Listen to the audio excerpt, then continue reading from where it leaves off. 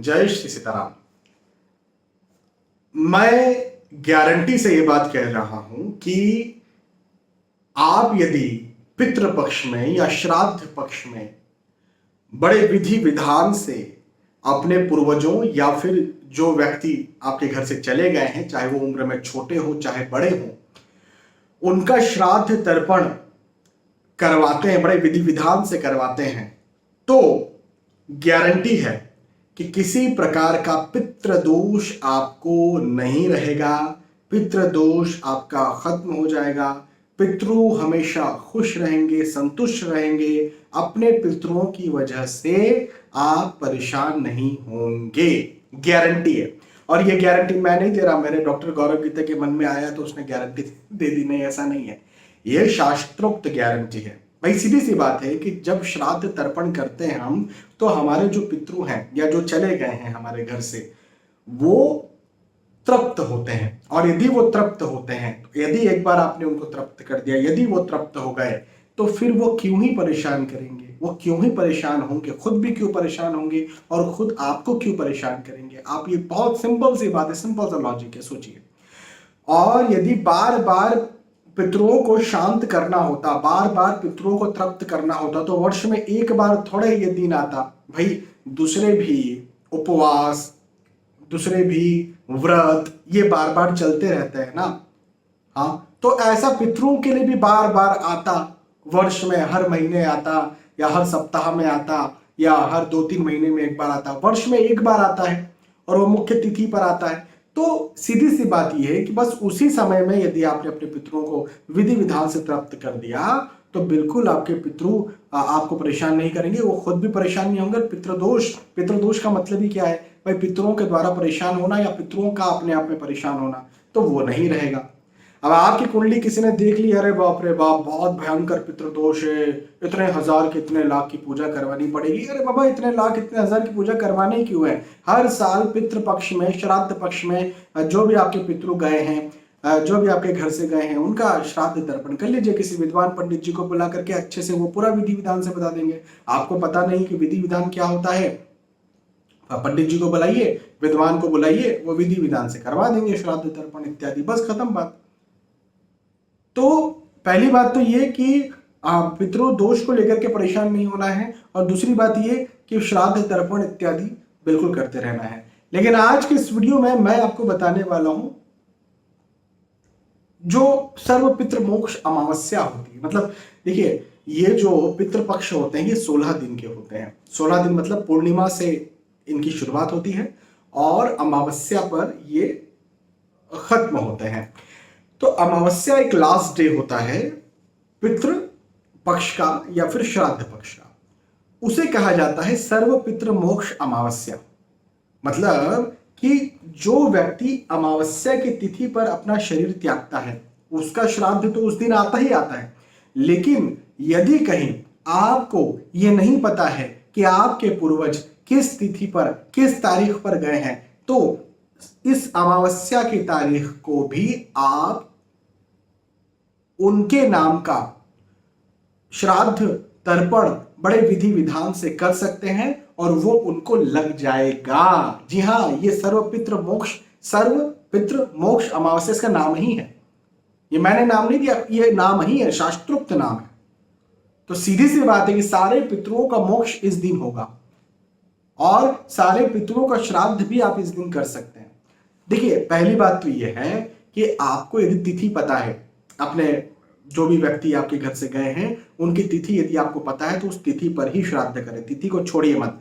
लेकिन यदि कहीं आप उस तिथि को भूल गए हैं, आपको नहीं पता है, तो फिर आप इस अज्ञात तिथि, इसको अज्ञात तिथि श्राद्ध भी कहते हैं या सर्व पितृ मोक्ष अमावस्या श्राद्ध भी कहते हैं, अमावस्या की तिथि पर, तो उनके नाम से आप श्राद्ध करिए और निसंदेह उनको वो श्राद्ध लगेगा और उनको निसंदेह तृप्ति मिलेगी, क्योंकि हर पितृ जो है उस दिन उपलब्ध होते हैं।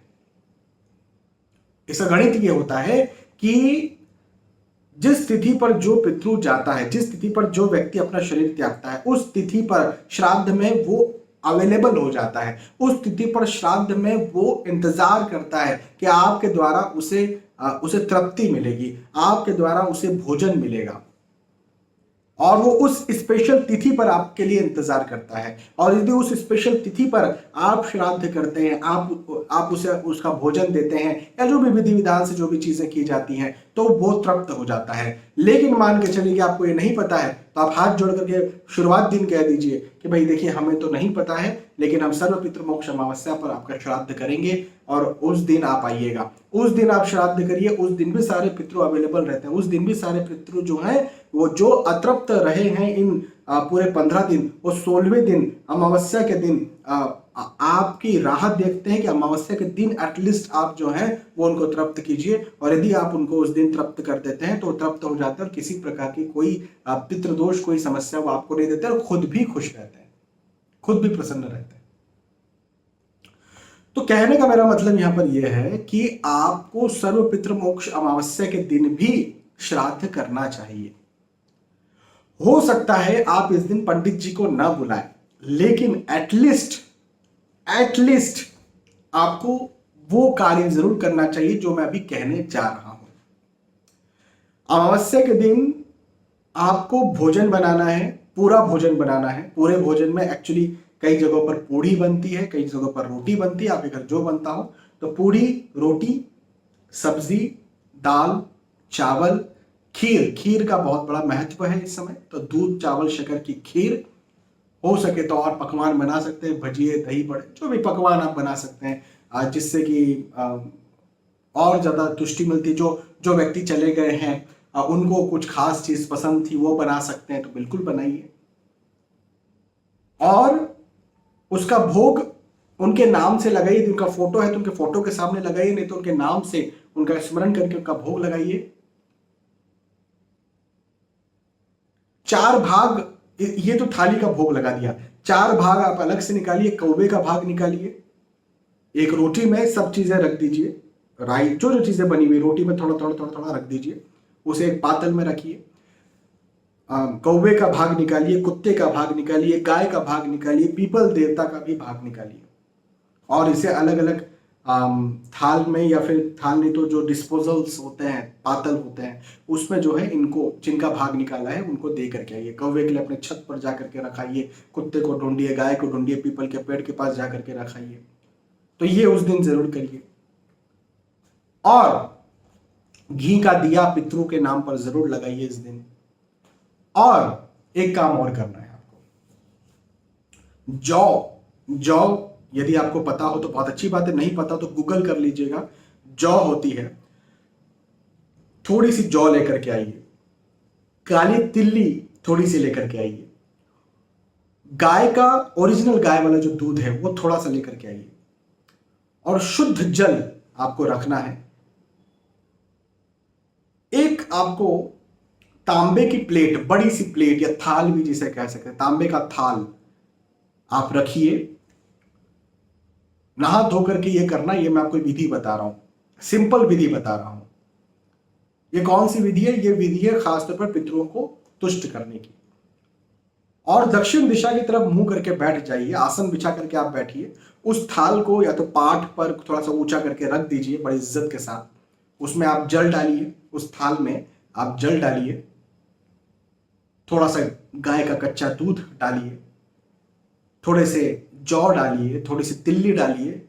ये इसके बाद में आप जो है वो जल लीजिए, उसमें हाथ डालिए, जल के अंदर हाथ डालिए। जल के अंदर जब आप हाथ डालेंगे और जल को ऐसा लीजिए तो पूरा हाथ आपका भर जाएगा। और सीधा हाथ, ये मेरा राइट हैंड है, तो सीधे हाथ को ऐसा बनाइए, अंगूठे को निकाल करके, और यहां से जल उसी थाल में छोड़ दीजिए।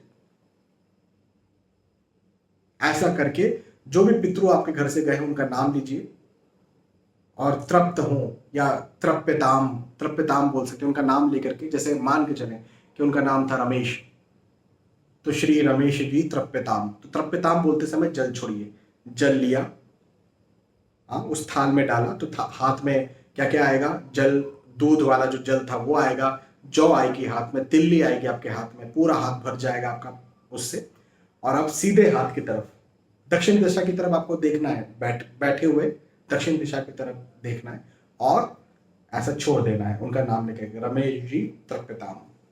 और भी दूसरे गए होंगे, उनका नाम लेना है, 3 बार ऐसा करना है, रमेश जी तृप्यताम, रमेश जी तृप्यताम। ऐसा 3 बार ऐसा हर किसी का नाम लेकर के तृप्यताम बोलना है। तृप्यताम बोलने से मतलब यह है कि आपको तृप्ति मिले। और फिर सबका नाम ले लिया, सबको प्रणाम कर दिया, आप सबकी तृप्ति हो, प्रभु से प्रार्थना कर ली कि प्रभु इनको तृप्ति दें, और वो जो जल है उसको कहीं आप किसी प्लांट में, किसी पौधे में, ऐसी जगह पर आप डाल दें, पीपल के पेड़ के पास कहीं डाल दें जहां पर पैर ना लगे, पैर में वो जल ना आए। और ऐसा भोजन करा दें, हो सके तो ब्राह्मण भोज करा दें, हो सके तो कोई अनाथ आश्रम में या किसी कोई जरूरतमंद को भोजन करा दें। ये कराना मैं आपको बिल्कुल बोलता हूँ, बड़े से बड़ा लाखों की पूजा पाठ आप करा लीजिए पितृदोष को लेकर के, और ये इतना सा कर लीजिए, आपको बहुत लाभ मिलेगा। और भी अच्छे से करना चाहते हैं जिसमें कि और विष्णु जी की पूजा पाठ होती है, और भी बहुत सारी चीजें होती हैं, तो पूरी विधि विधान से यदि आप करना चाहते हैं, इसमें सारी दिशाओं को देख करके सब ऋषियों को भी अर्घ्य दिया जाता है। तो यदि ऐसा करना चाहते हैं तो पंडित जी को फिर आपको बुलाना पड़ेगा। सिंपल आप अकेले करना चाहते हैं तो ये मैंने आपको एक विधि बता दी, सिंपल सी विधि बता दी। इसमें कुशा भी लिया जाता है, उसमें बहुत सारी और भी चीजें होती है विधि में। तो ये आपको जरूर से करना है, अमावस्या के दिन तो करना ही करना चाहिए, ठीक है। तो यदि आप ये करते हैं तो पितृदोष आपका खत्म हो जाएगा। मैं बस ये चाहता हूं कि हर कोई खुश रहे, चाहे आप इस दुनिया में वो नहीं है, चाहे आप इस दुनिया में हैं, वो भी खुश रहे जो इस दुनिया से चले गए हैं, और आप भी खुश रहें। तो उनकी वजह से कहीं आपको तकलीफ हो रही तो तकलीफ ना हो, और यदि ऐसा करते हैं, उनको यदि आप तृप्ति देते हैं तो आप भी तृप्त रहेंगे। बहुत बहुत धन्यवाद। फिर मिलेंगे आने वाले वीडियोज और एपिसोड्स में, तब तक के लिए आज की वीडियो आपसे विदा चाहता हूँ। जय श्री सीताराम।